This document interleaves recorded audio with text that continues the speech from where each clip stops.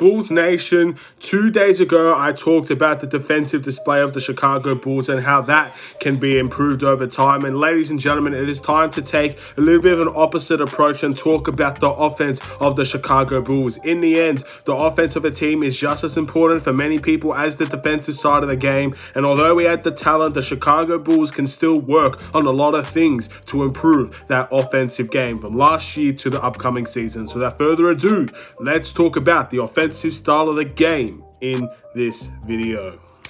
Let's do it.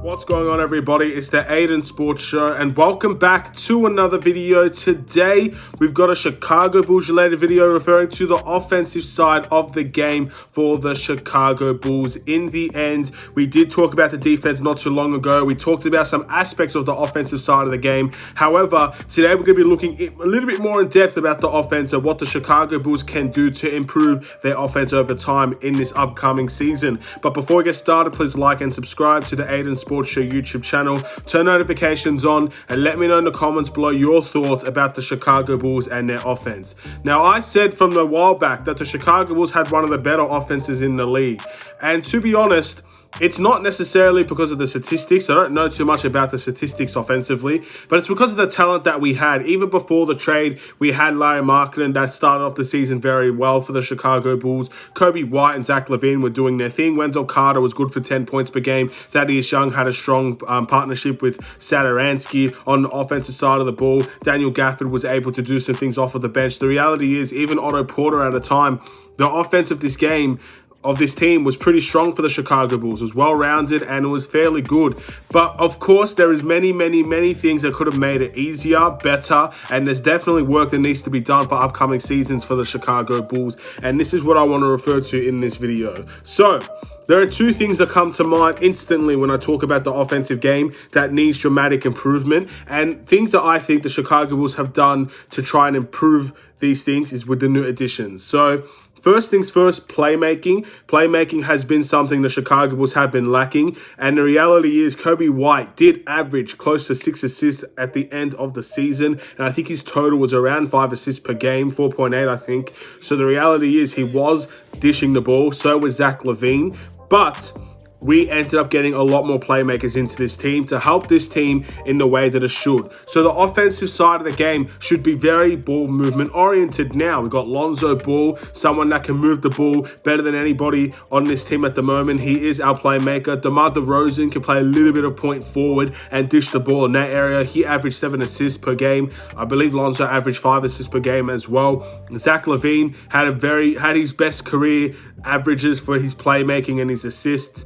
And Nikola Vucevic is someone that could definitely dish out a few assists from the post. So these are things the Chicago Bulls should very well be looking into. Playmaking is something that's going to have to take another step forward if we are to get where we need to be in the Eastern Conference. And that's something I believe the Chicago Bulls will end up having a much better season doing compared to last year.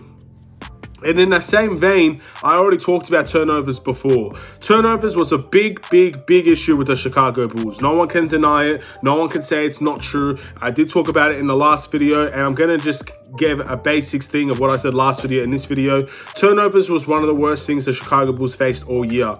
And not only that, it was definitely the most consistent thing we faced all year. When all else failed, when positives happened and negatives happened, the turnovers were so consistently poor for the Chicago Bulls that it did affect our season in every single way it could possibly be. So, adding Lonzo Ball into the team again, adding DeMar DeRozan, being able to slow the ball down in the starting lineup might help that situation a lot more than what you'd say the run and gun system would be. And we do have a team off the bench that can be mainly run and gun. So we're going to have the best of both worlds, which means that the turnovers could still be an issue. However, hopefully, with the experienced players on this team, turnovers become less of an issue. Because a lot of turnovers is because we are a young team. And young teams turn the ball over. Young teams are ambitious, optimistic. They go for shots. They go for passes that just don't work. And experienced players learn that pick things off, get the steals, go out on the fast break, you got an easy pass, easy shot for yourself. Our turnovers killed us in so many games, and that's something that needs to be rectified as well. And hopefully with the additions of this team that I've mentioned, offensively, we can fix those turnovers. That also does come down to coaching as well. We need to coach a team that knows how to keep the ball at a high level, and we must retain the ball.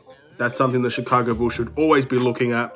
And another thing I want to talk about, fourth quarters, and more specifically, clutch situations. Now, this refers to Zach LaVine, ladies and gentlemen, because at the end of the day, Zach LaVine was the guy when it comes to the fourth quarter. He was our fourth quarter player. He was our clutch situation guy. And in the end, he had the responsibility on this team to make the right play, take the right shot, and win us games. And more often than not, he failed to do that compared to the amount of times he did do that. The Portland Trailblazers game the first time is always going to be a standout in his career. And the same with the Hornets 2 years ago, because these are the games where he nailed that three-pointer and he won us the game. And those are things that will always be remembered in Chicago Bulls' minds for the rest of time, pretty much. Those are going to be highlights that will always be there, and especially that Hornets game, that's probably going to be a highlight for years to come. No one's going to forget that highlight if you're a Bulls fan, and that will be etched in time. However, more often than not, we are often on the losing end of a lot of close games, a lot of clutch situations where in the final 5 minutes of a game, when we're in a competitive stance,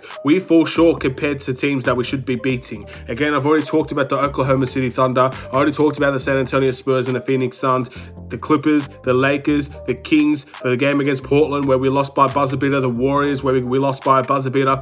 There are countless games where the Chicago Bulls lost in close-oriented games, and that's something that we need to be able to change. And that comes down to the responsibility of Zach LaVine and the responsibility of everybody around him. We now have a lot of players on this team that can take the last shot and maybe want to take the last shot. So the reality is, it's not always going to be the pressure on Zach LaVine. Our offense was mainly Zach LaVine. If Zach LaVine wasn't scoring, if Zach LaVine wasn't assisting, if Zach LaVine didn't have the ball in his hands, we were not scoring the ball effectively enough.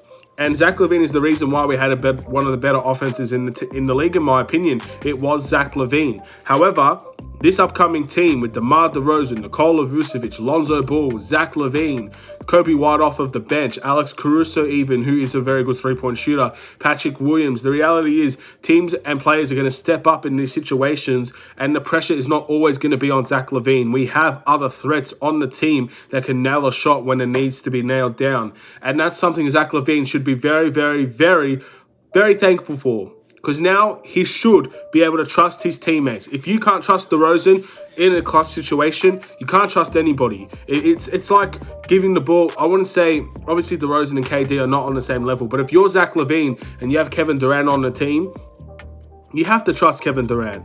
Zach LaVine has DeMar DeRozan on the team. Again, he's not a three-point shooter, but if we need a two to get a bucket, DeMar DeRozan is one of the best options you could ever ask for on your team. And the reality is Zach LaVine needs to be able to trust DeMar DeRozan, trust himself, trust Nikola Vucevic, trust these players that know what it's like to score the ball, because all of these players can. It's not always going to be Zach LaVine this upcoming season. And if it is always Zach LaVine and we still end up losing these close competitive games because of poor mistakes in the clutch, then that's something that needs to be addressed by the coaching staff and needs to be addressed with Zach LaVine himself. These are things that should just simply not happen. And another thing I do want to talk about, I want to end games at times where we don't need the fourth quarter.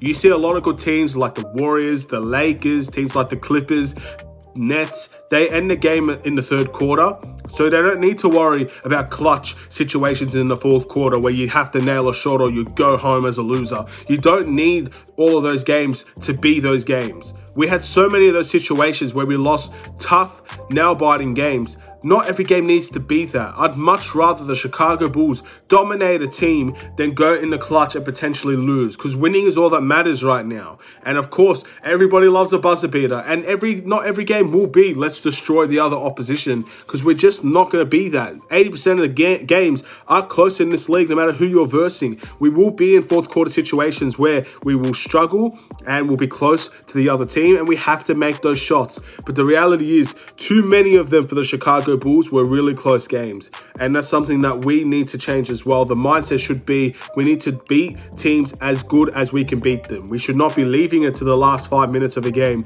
leaving it to the last 2 minutes. And if we have, and by any chance both teams are playing amazing basketball, and at the end of the day it does come down to the last shot, and that's how it's going to be sometimes, then we have DeMar DeRozan, we have Zach LaVine, we have Lonzo Ball, we have Nikola Vucevic, we have Kobe White. Offensive-minded players. Not all of them are going to take the last shot. It's as simple as that. Most of the time, it will probably be Zach LaVine, but the shot needs to be the right shot. No more double team shooting over players. No more missing Thaddeus Young for open layups when you have the chance to take a fadeaway shot. No more taking a shot over Denzel Valentine in the middle of the court, even though that's not his fault. We need to make sure the right decisions are being made, and hopefully the experience of DeMar DeRozan coming in can help Zach LaVine and help this team in general in the clutch.